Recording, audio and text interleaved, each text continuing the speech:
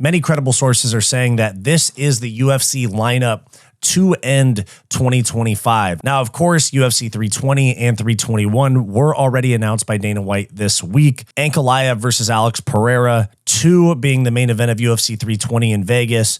Merab Dvalishvili versus Corey Sandhagen in the co-main event. And later in the same month in Abu Dhabi, UFC 321, Tom Aspinall versus Ciryl Gane.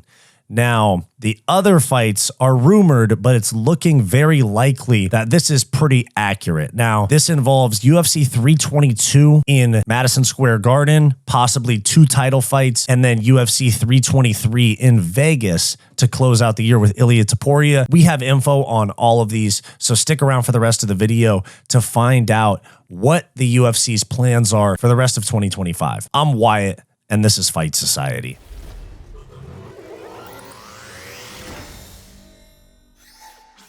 Okay, Stand 'em Up, very credible page on Instagram and also just MMA media member for a lot of the Europe events. He says, I just received some news from a very credible source on what the current pay-per-view plan is for the rest of 2025. These are not official, but this will potentially be how the year ends. 320, Ankalaev versus Pereira, and Merab versus Corey. So his sources were right about those because these fights were announced by Dana White this week. Furthermore, UFC 321 was also on point in Abu Dhabi right here. Now they're saying Madison Square Garden, 322, JDM versus Islam for the welterweight title, Islam moving up to become double champion. No mention of Volk there, but then Ilia closes out the year by defending his title.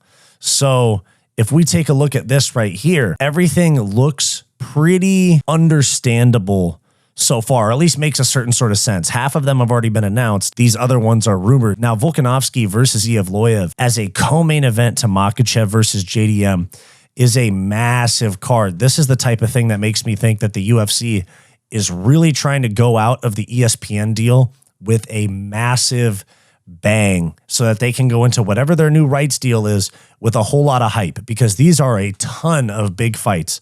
Pereira, one of the biggest stars in the sport, was the biggest star in the sport for a while. Merab, always growing in star power. Tom Aspinall getting a very good opponent, very well-recognized opponent. JDM versus Makhachev, super fight in Madison Square Garden with the former pound-for-pound #1 Volkanovski and the current pound-for-pound #1 Makhachev on the same card. And then the face of the sport right now, biggest name in the UFC that's active, Ilia Topuria. If they're trying to go out with a bang and make some buzz going into the new broadcast deal, this is what you got to do. This is what I'm talking about right here. Now, the only thing that makes me believe that Ilia will not be fighting Arman Tsarukyan is this clip right here. Ilia Topuria was doing a stream with the Nelk boys, and this is what he had to say about fighting Arman Tsarukyan in December. First of all, who gives a fuck about him? It's kind of weird, dude. But if you pull out a day before, you got to fight someone else. Like I was at that fight too, and I was so pumped for that fight. And then the day before, he fucking pulled out. And for no reason. Yeah. For no reason.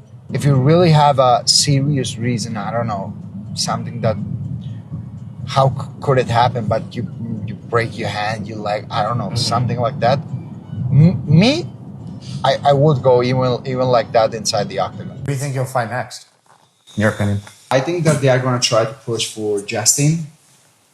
This is what I think. Or maybe Patty.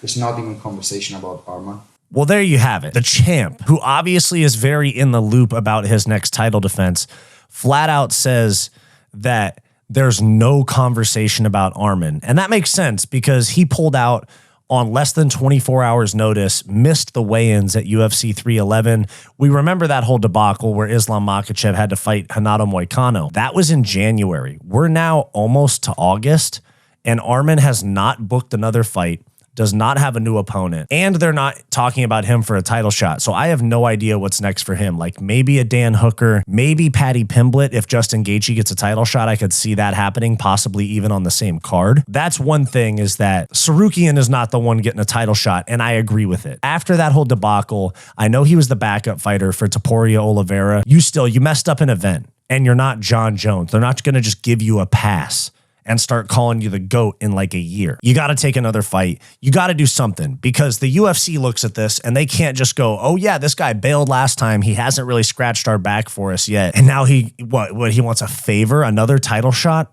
I understand why they wouldn't want that to happen. How do I see these fights playing out? I did the predictions on these 3 yesterday or on Wednesday, and I said Aspinall wins by KO or sub early, probably sub. Pereira by KO, Merab by decision. For these fights, I'm definitely taking JDM to defend the takedown and beat the brakes off Islam Makhachev. Let's be real, JDM's going to have that belt for a minute. Volk versus Evloev, close fight, but Evloev is just not dangerous, and Volk knows how to play that decision point fighting game if he has to. I think he wins handedly, 49-46, something like that. Topuria versus Sarukian, that's a really hard fight for Topuria, but if it's Topuria versus Gaethje, I'm taking Topuria all the way. And if it's maybe Patty, I'm taking Topuria as well. But that is what it looks like the pay-per-view lineup for the rest of the year is going to be. As we head into this new broadcasting deal, this is really what needs to happen, is big fight after big fight, because the fan base, the hardcore fan base, the ones that ride with this sport in good times and bad, are constantly complaining about the quality of cards and the quality of pay-per-views. Network broadcasting partners that are talking to the UFC, they want to see a big jump in numbers, because this is probably where they're about to sign the dotted line,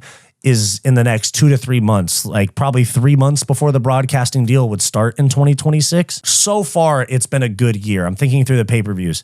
Makhachev Moicano, fine.